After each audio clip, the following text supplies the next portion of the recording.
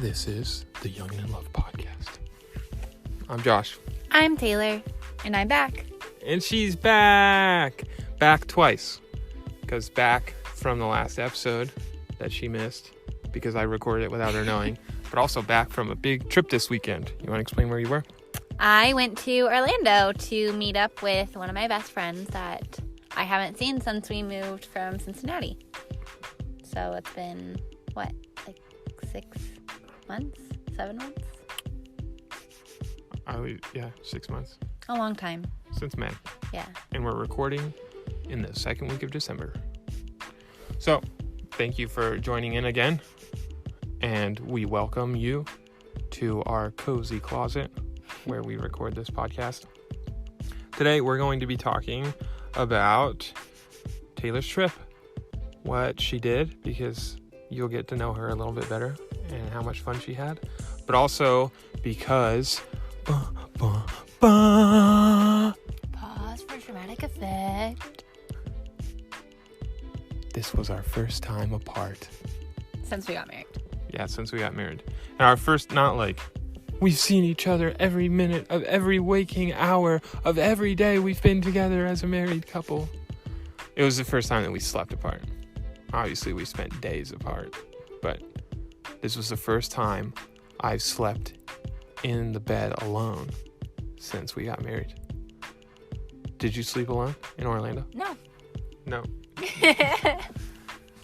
But Josh did. And if you don't think a queen size bed is big enough for two people, just sleep in it alone and you'll realize just how big of a bed it is. So don't go feeding those mattress companies with more and more money for just a big old giant bed. It's too big when you're all alone, swimming in a sea of loneliness as you sleep. That's too dramatic for me. It wasn't that bad, but it was big.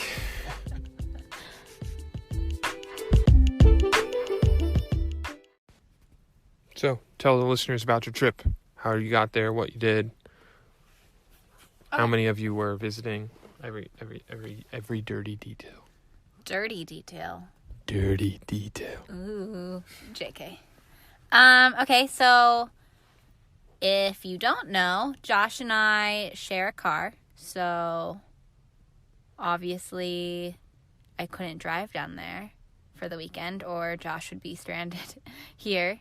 And my original idea was for Josh to drive me down to Orlando, which is 2 hours away, and then for him to drive home, so 2 hours back in one day, and then to drive back on Sunday to pick me up, and then drive home again.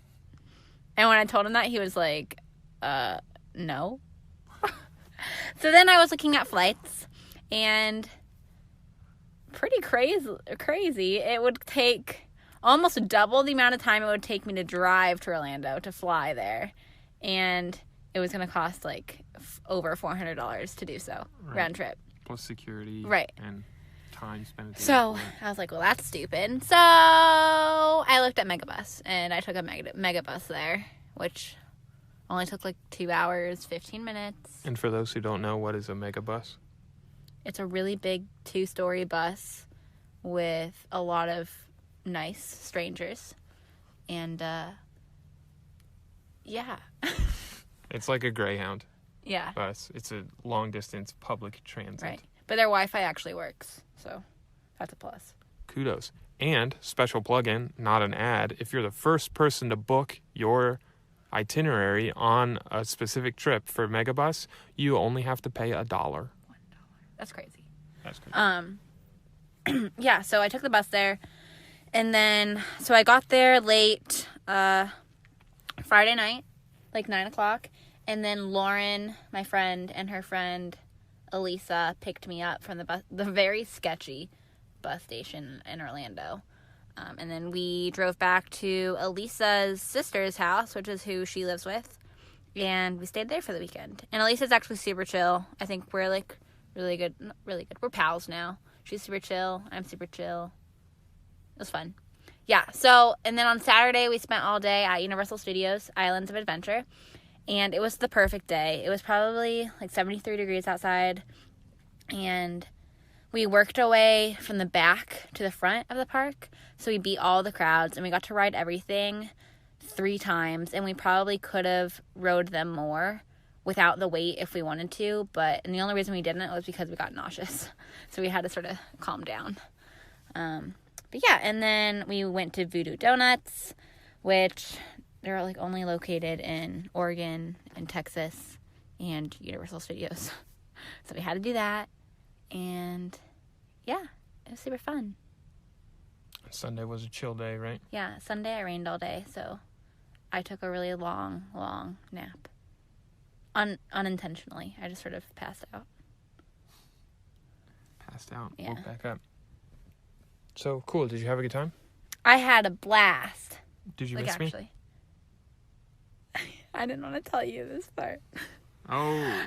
Okay, so before I left, I thought I was going to miss him, like, a lot, because we haven't been, like, apart, really, for, like, nighttime. And it was definitely weird being without him, but I had so much fun on Saturday. I remember turning to Lauren and just being like, oh, my gosh, this is so much fun. Like, I had a blast. It was so much fun. And, like, I don't know, it's hard to describe. It was a different kind of fun. Like, obviously, like, it'd be fun if, like, you were there, too. But it was almost like, I don't want to say, like, single life. But, like, when we were, like, engaged or, like, dating, like, or we were, like, apart in general, I get to sort of just, like, think about myself. Like, I get to do whatever I want to do with, like, someone else. And I just get to focus on, like, me and my feelings and, like, what's going on versus, like, you two. And that's not a bad thing at all. But it was, I don't know, it was just really fun. Right. Really fun. Yeah. So no. I did not miss you. But when I came home Sunday night, I was very excited to see you again. Yeah. That's good. That's actually the answer I was looking for. So a couple episodes ago, we were talking about relationship stuff. It's been a while. Yeah. But we talked specifically about love languages and then a little follow-up episode about that. So if you haven't heard those episodes, I highly recommend you take a couple episodes back and watch that so you sort of understand what we're talking about. But we'll go into a little bit of detail on the theory, the relationship theory that I'm going to reference.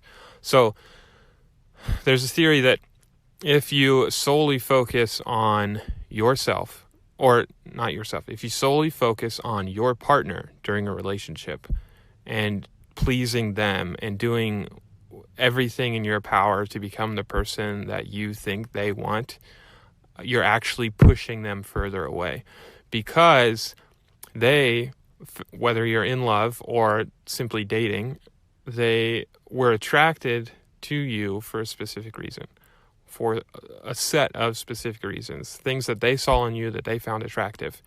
And the more that you try and please what you think they want or what you assume they want, the less you let yourself be the person they actually fell in love with.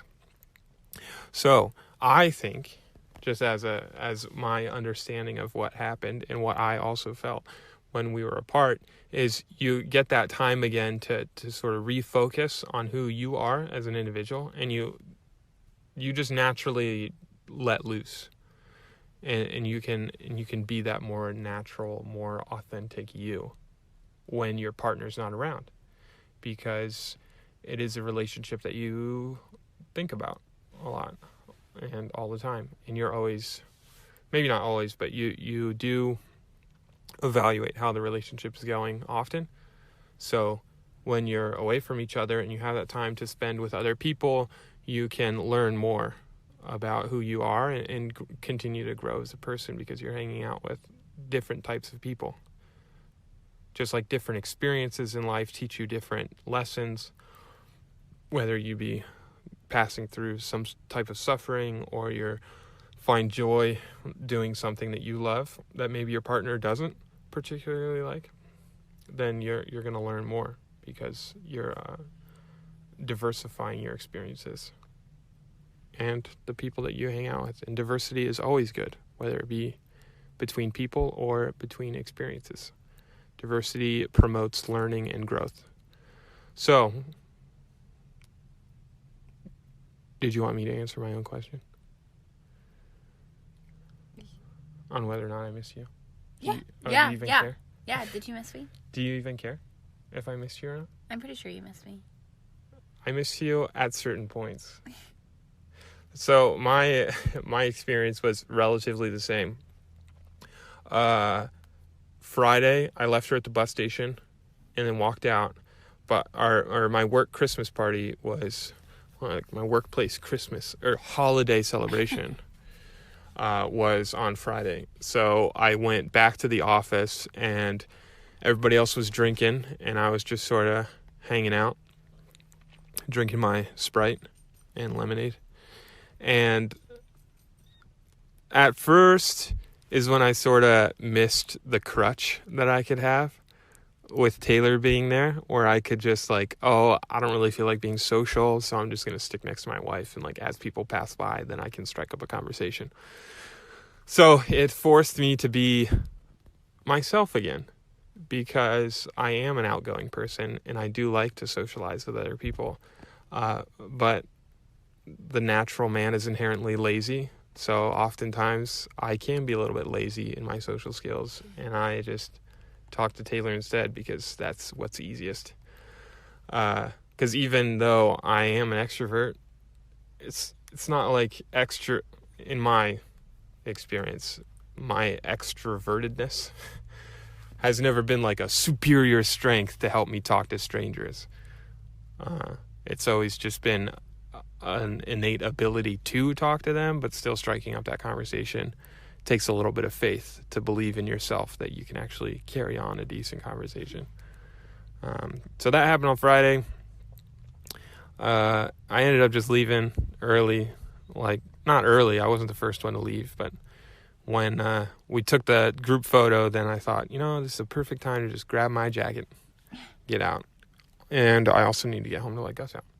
So Saturday, woke up pretty late. It's like 10:30 or something. Oh, I know. Yeah. I texted him when we got to the park at 9, and there was no response at all until like 11:30. Yeah, and I have my read receipts on, so it's not even like I could just like look at the message and then not respond, because she would know. Because I got nothing to hide, folks. I got nothing to hide. I'll read your messages and let you know, because I'll probably respond right afterwards, so I don't really care. So, be a rebel. Turn those read receipts on, because it's nice being on the receiving end when you see that people read your messages. It's nice. Side tangent. Back to the story. Woke up late, got up, but I had a to-do list, so I knew I was going to get it done. So, woke up, made a really nice breakfast, finished the laundry, went to the hardware store, bought some wood so I could build a shelf over a countertop, really. Built a countertop over our washer and dryer. Then I ate lunch. Then I grabbed the dog and I forced him to run a 5K, and I broke him. Gus he's a good runner, and he's a good competitor because he always tries to beat you. But about 1.75 miles, he just sat right in front of my stride. Not too far ahead at the length of the leash, but just enough ahead to let me know that I still had to run. But when we got back, that sucker was tuckered out. But then I had my second party of the weekend. I had to go to the church Christmas party. And again, I was put in that weird situation where it was all on me to be social. So I took it upon myself to be outgoing. Went and sat with some of the young men there. Young men being 18 and younger. Talked about some video games and about what was going on in my life, what was going on in their life. Then switched over to the adult table, talked to the adults, but all the adults have kids, so there's only so much you can talk about because they just really like talking about their kids. And then moved on. Came back home. Played some video games. and then went to bed. And that was the moment every night when I missed you the most. Is that I would flip on the light and see such a big bed, because I'd always slept in a twin bed before my mission. So from age 0 or whenever I got out of my crib. 2. From age 2 till 21, I slept in a twin bed. And I came back, my parents had gotten a bigger bed for their guest room, so I slept in that. So queen bed is as big for me, which I'm 6'2", 6'3", somewhere in there. 212 pounds. I'm a big dude for a twin bed. I'm actually longer than a twin bed. My heels fall off the end. Anyways, long story short about such a big bed is that's when I missed you, because it felt awfully empty without you. And we usually cuddle on Taylor's side of the bed, so I would roll over instinctively in the night to her side of the bed, and it was empty. But Gus would hear me rustling around up there, and he poked his head up on Saturday night and noticed that I was the only one sleeping in the bed, so he jumped onto my side of the bed, and I didn't even notice until I woke up that Gus was sleeping in the bed with me. So that's when I missed you the most. But otherwise, I kept myself pretty productive on Saturday. Yeah, you did.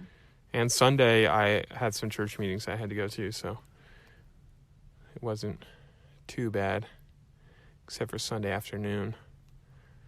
Hormones started piling up, so needed to get her home as fast as possible. So, what are your thoughts about the first weekend apart? I think it's nice. I mean, I think it's something I don't know, prioritize. I don't want to prioritize it, because it's not like, oh, we need to have time apart. But it's nice, like, every once in a while. I think it would be nice to, like, I don't know. Like not, oh, what am I saying?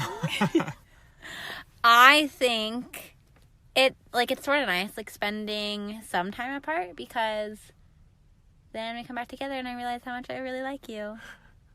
Not that, like, I don't like you, obviously, like, I married you. But, I don't know, it just reminds you why you chose to be with who you chose to be with. Yeah. You know? Well, it's like a nice refresher, like a spark again. Like, oh, we're back. Right. You know? I think a routine can enact complacency. Yeah. And that it can lead to that sort of stagnant feeling, where you're just sort of riding that steady part of the coaster, just your light ups and your light downs. Right. So you need that sort of, like, build up and that separation. And I think the same thing, like, you can get the same sort of effect, like, if you were to, like, go on, like, a weekend getaway or, like, some sort of vacation, like, out of your everyday routine, you know, even though, like, that's, like, we go on vacation together, like, that's a different routine, different day. We both get to, I don't know, be ourselves in a new environment and do it together. So. Yeah, I think it comes back to that experience thing. Yeah. That you may not be changing who you're hanging out with experience-wise, but where you're hanging out. Right. So we took a weekend trip for my birthday to Savannah, Savannah, Georgia, and that was awesome because we got to spend quality time together. We were doing new things. We were trying new food. We were learning about things together, and that was really nice. Yeah. We climbed out on the roof of the bed and breakfast so I could fly my drone. Got almost eaten by chiggers that we didn't realize were chiggers until we looked it up later, but luckily not. They didn't lay their eggs in our skin. Ugh. Anyways, that had the same effect. Yeah. Sort of livened things up, and we got to see different parts of the world, talk to different types of people, and let them know our story. And I do think that's important. I think, like, small getaways, it doesn't have to be anything, like, huge, but that should be prioritized. Or, like, maybe not prioritized. Maybe just something that, like, is scheduled. Like, you always have one scheduled that you can, like, almost look forward to. Like for us, like, right now we have one in, like, March. We're going to Brazil. So that's something to look forward to. And then after we do that, we're going to schedule another one, right? Yeah. We'll start thinking about planning a new one because next year's a big year for us, trip-wise. Yeah. Because we got Brazil, and then all the family around the entire United States is all flocking to Florida the first weekend in June, and we're going to spend a week in Disney, which is something... The whole deal. Yeah, like revolutionary for us because we always had to budget our vacations because I have 6 brothers and sisters. So it's really cool that we're all headed to Disney World to experience it, the whole Disney experience. And then 4th of July with your family, that'll be a big trip. And then I'll probably have to work on Christmas Day because all my vacation days will be gone. Just kidding, that doesn't happen. But it'll be pretty close.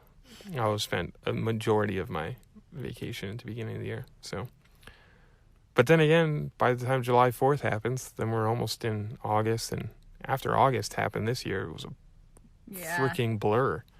It happened so fast. All of a sudden it was gone. Well, you answered my second question. My second question was going to be, would you do it again? Or like how... Oh, here's a good one for you. How early would you want it to happen again? Again? Yeah, like how quickly? Oh, I don't know. That's hard. I mean, that's hard. I feel like for me, I mean, obviously every person's going to be different. But I'm super, super chill. I don't feel like I need to, like, get out. Like, oh my gosh, I'm going crazy. You know? But 7 months, too long. Too long. Too long. And, like, I start to get lonely. Like, because, I mean, I have some friends here, you know, but... I don't know, I miss my homies. So I would say, like... The squad. 3 months, 4 months. That's reasonable, right? Yeah, I think it's reasonable. Yeah. And, like, obviously, for a big trip, like 3 to 4 months, you just sort of take a visit, go see somebody else. I was going to suggest that it become a monthly thing. Ooh. That, like, one weekend out of the month, you, like, not the whole weekend, but maybe, like, a Saturday night from, like, 4... till like 10, you just go out with a group of girls around here. Okay. Yeah, and then like every 3 or 4 months, you can talk to somebody who's got time on their hands, and you guys get together somewhere, meet up. 3 or 4 months, and that'd be pretty cool. I think so. Yeah. And I'm just trying to like put my foot in the door to see if I can snag a flight up to New York City, visit all my architecture buddies. You know, it's a cheap flight, Orlando to New York City, $150 or something. Anyways, that'll be other conversation for another day.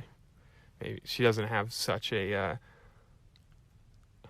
agreeable face on right now that she likes that idea as much as she likes leaving herself. But cool. I really enjoyed it as well. I don't know if I could I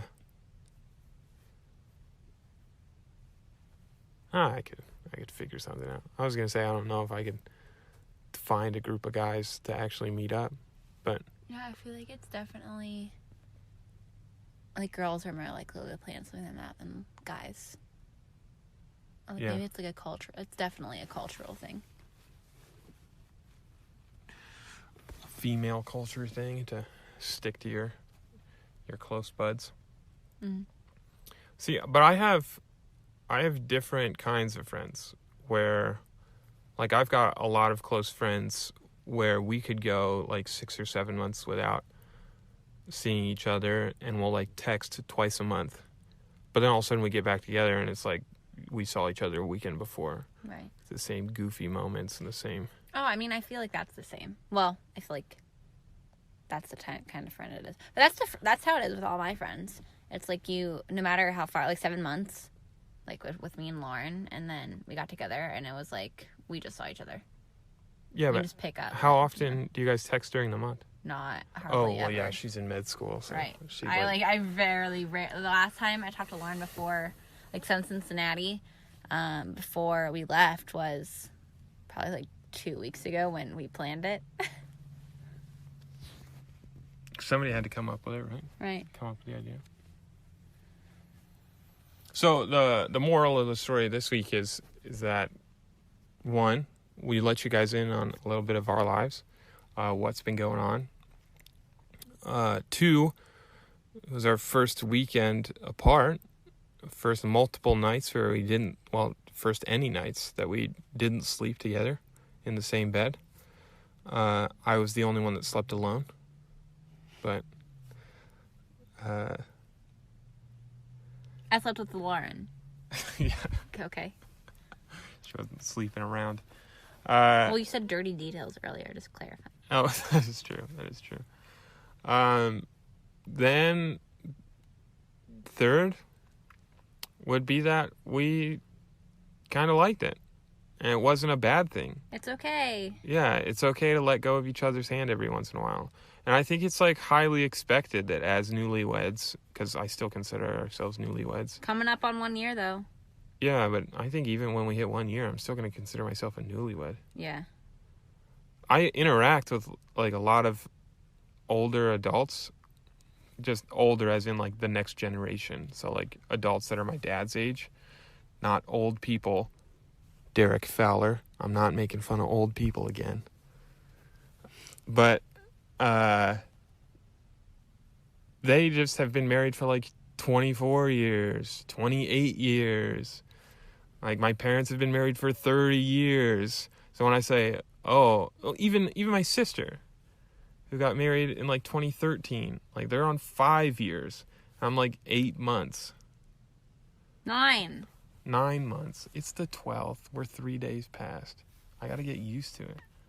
See, I just can't wait till we get to 1 year, because then I can just tell people, how long have you been married? I can just say, we've been married for a year. I'm not going to be like toddler time. We've been married for 21 months. No, your kid's 1.5 years old. That always bugged me, but it has to do something with development, right? Probably. I don't know. No, you study child development. Yeah, I don't know. No, but they aren't child development periods in months until they hit like 3? No? I don't know. Like, 0 to 18 months is when they should start crawling. I mean, some things, yeah. Yeah. Okay. I've never seen anything higher than 18 months. This diaper size is like 18 to 24 months. Yeah. Okay. That's what I was thinking. Toddler time. I just reference it as toddler time. When people tell me that their toddler is 22 months old. And I just think, okay, now I got to do my math. 22 divided by 12. 1.8. I don't know. It's actually, yeah. So, I was talking about the summary of this episode. The last thing is like we encourage you guys to just spend a night apart, just to see how it is, because you'll probably recognize that you miss them a lot more than you would have.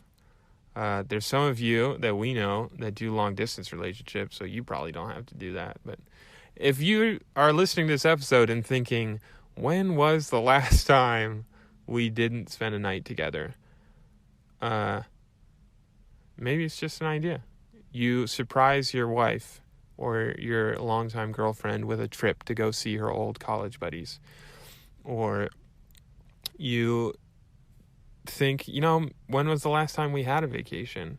And we just did like a weekend vacation. Or maybe even just like a staycation where you go like 45 minutes away from home and you just get out of the normal routine, so that you can see different experiences and get different perspectives. Any summary you want to share? Any last thoughts? No? I still love you. I love you more. Okay.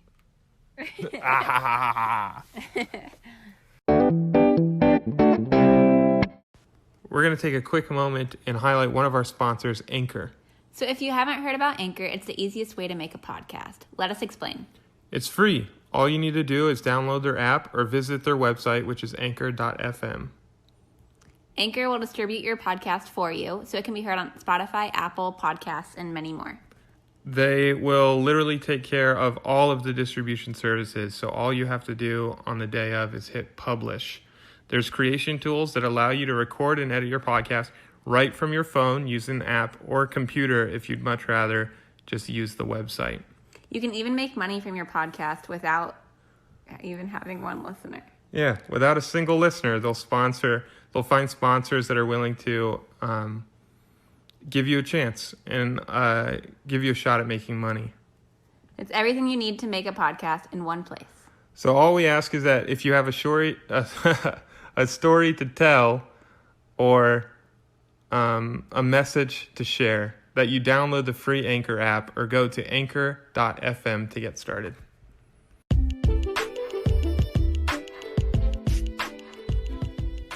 When I had an idea to start a podcast, I had no idea where to start. But I had listened to Candace and Casey's Couples Therapy, and they had mentioned an app called Anchor.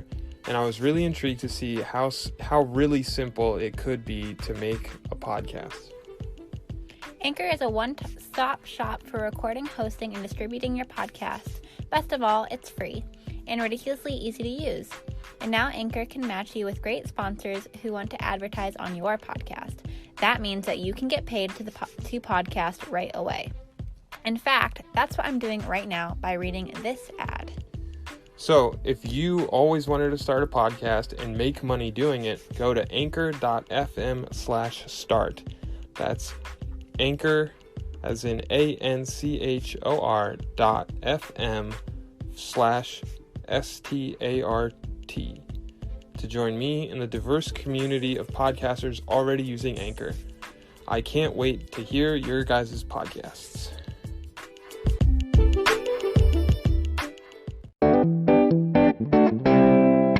All right. We, again, appreciate your guys' support and your guys' attention as you listen to these episodes. We really love doing it, and we love sharing them. And we have a new day that we're going to be recording our podcasts. So we're going to be recording them every Thursday, and hopefully they're up right in time for the weekend. So Friday. You could probably listen to it by Friday night. Yeah. Well, it should be up Friday morning. Okay. We'll record them Thursday night, and they're really easy to edit when you use the Anchor app.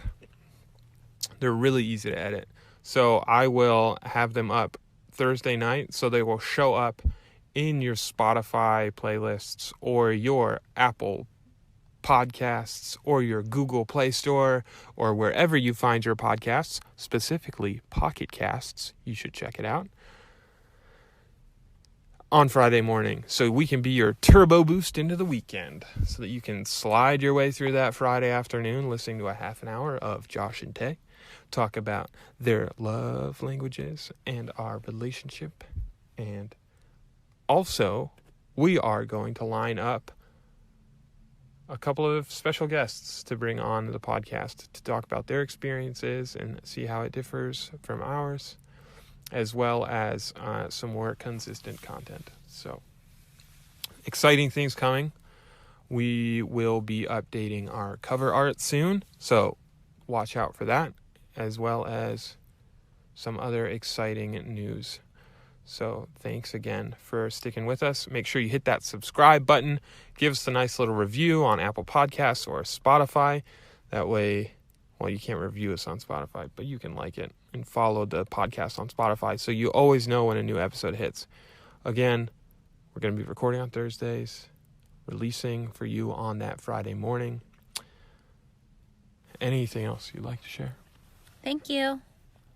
All right. We love you. We care for you. We appreciate you. And we will see you next time.